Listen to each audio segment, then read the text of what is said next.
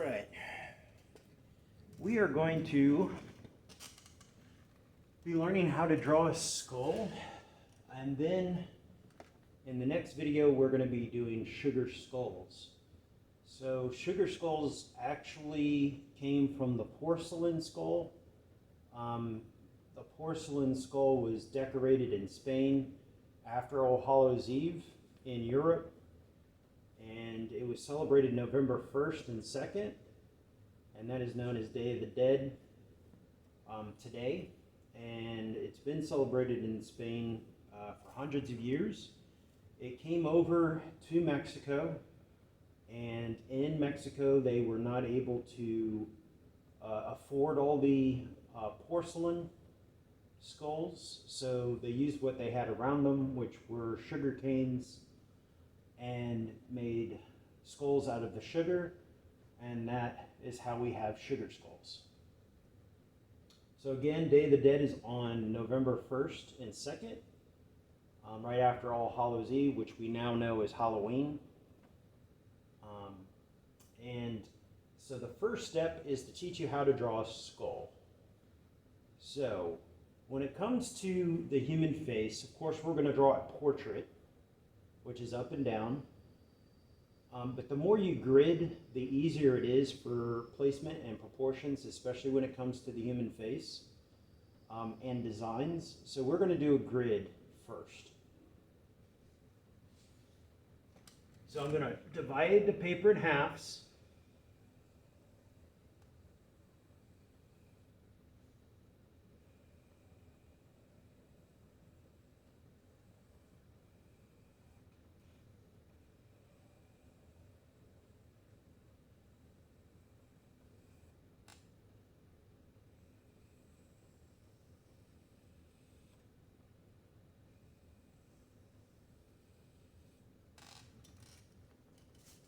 And then I want more separation of space. So I'm going to keep gridding. I'm going to divide this space in half.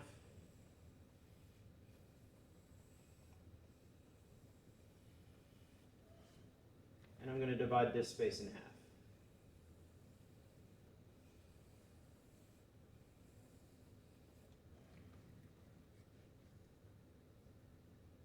I'm also going to do the same vertically.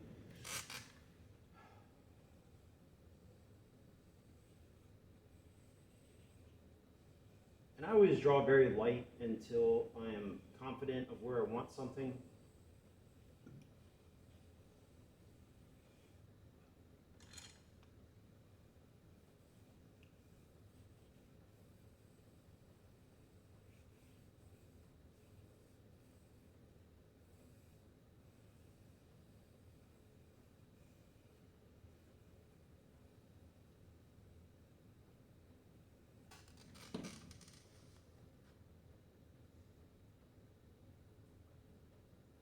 Okay, so now I have 16 boxes, so 4 rows.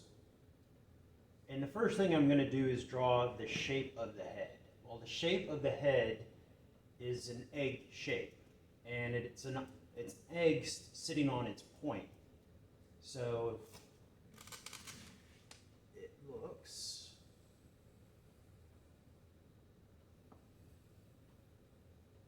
this.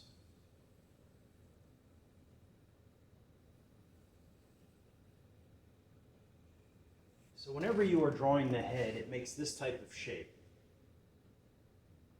So it's more bulbous at the top, and you can see how it's easy to measure the spaces and how it's proportional. That way everything is symmetrical. So we are symmetrical. 2 eyes, 2 nostrils, same amount of teeth on both sides. When we get down to details in the human face, there are going to be variations that make it asymmetrical, but for right now we're just doing the symmetrical design for the face. So the first thing I want to do is place the eyes. Well, the eyes, and majority of the time people put eyes up here. This is not where the eyes go. This is the top of the head, and this is where the brow starts, the forehead, and the hair, and that's what most people mess up on. The eyes are actually located in the middle of the face. So I'm going to draw a line in the middle of the face. They are halfway between the top of the head and the bottom. The next is the nose, and the bottom of the nose is halfway between the eyes and the bottom of the chin. So the nose is about right here. Now the mouth is only 1/3 of the way down. So it actually, the mouth goes to about right here. So if we did thirds, it would look like this in measurements. So it is 1/3 of the way down. 1/3. Now we're going to do the eyes. The eyes actually are diamond shape. And in the middle, you have about the size of one eye separating your eyes. There's some cultures that call this area the third eye. This is where your frontal lobe creativity information comes from. So now we draw the same shape over to the side, not completely to the side. Then we draw the other shape, not completely to the side, but close.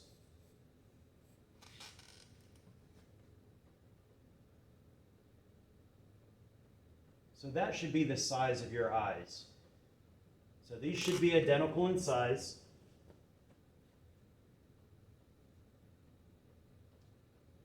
Now we're going to draw the cavity of the eye.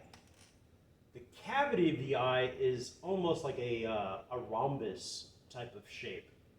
So it actually comes out past the eye. And again, a cavity is just something that goes into the skull. So if you think about teeth, you get cavity into your teeth, that means that it's going into your tooth. So the same purpose here is that you have a cavity of the skull. We'll do the same thing over to this side. It's this rhombus type of shape, circular rhombus.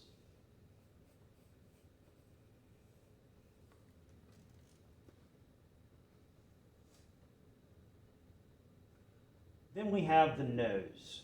Well, when you take away the cartilage of your nose, you're left with this type of almost like spade shape, or an upside down heart, either way, however you'd like to do it.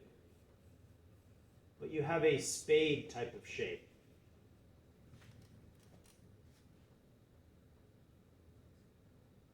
It goes up in between your eyes. Your eyes and your nose are connected. If you have allergies, you definitely know that for a fact. Now the mouth, the edge of the mouth is going to come all the way out to the center of the eye.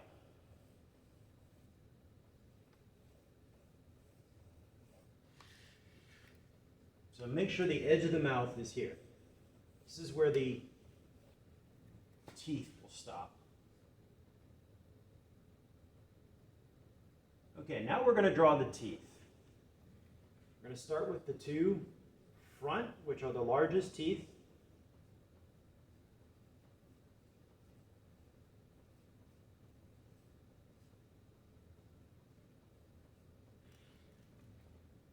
And you have two smaller front teeth at the bottom. They come down pretty far, and these might appear to be big. It's just because we're not drawing the gums, and they actually, your teeth actually sit inside of your bone.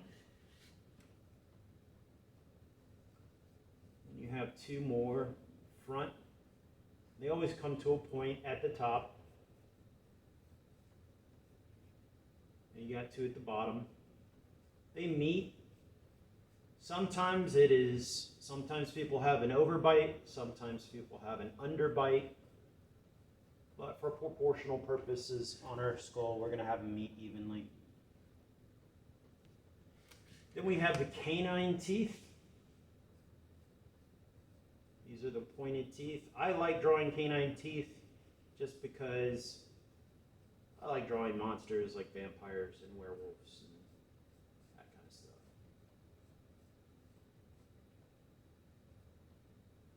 You also have canines at the bottom.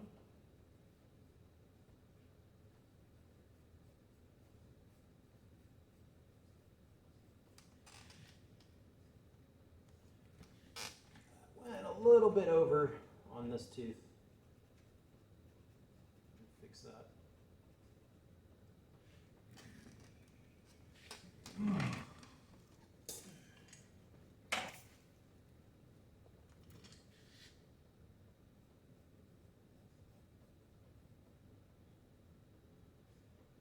And then you start having molars. Molars are going to be slightly behind your canines. And your molars are going to start receding back in the head. This is where your teeth really start to go backwards. And then you'll see one more set of molars on the side, and that's about it. And you're only going to see a little bit.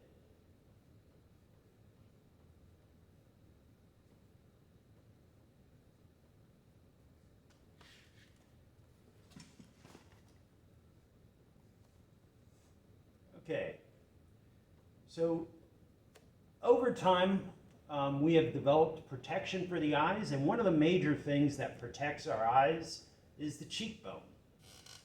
So the cheekbone actually comes out like this. It's just one of those things that has developed over time that we need in order to protect our eyes.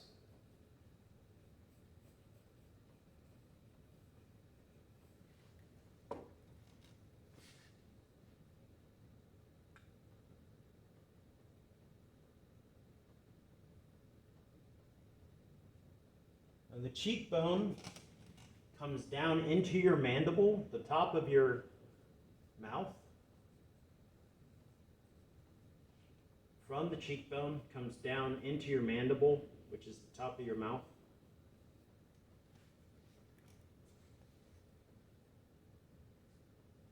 Now the top of your head, the skull, is actually separate from your jaw. Your jaw is simply held, the bottom jaw is simply held on by tendons that connect back here. So we're going to draw the jawline coming down behind, and it comes in a little bit like this. And it comes down, it comes up from behind the cheekbone.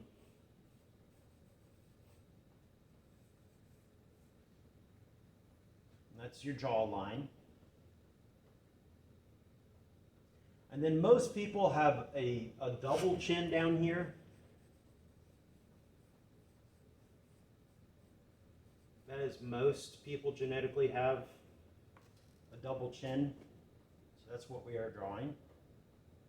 And then it connects here to the bottom of the tooth. Remember, your teeth sit inside a bone and comes back up.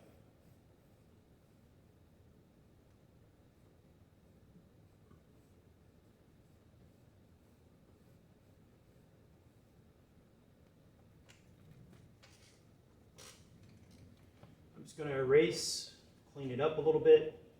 I'm going to keep the grid because the next time you see this, you are going to be drawing a sugar skull. So this is just simply how to draw a skull.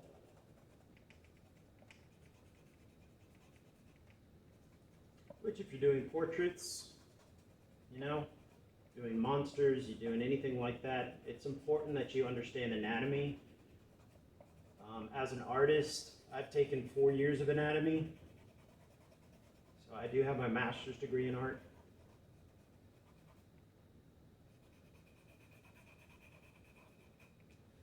Actually took an entire course just drawing hands and feet. And if you're an artist, you know why you have to take just a course drawing hands and feet. Okay, so that is it for drawing the human skull.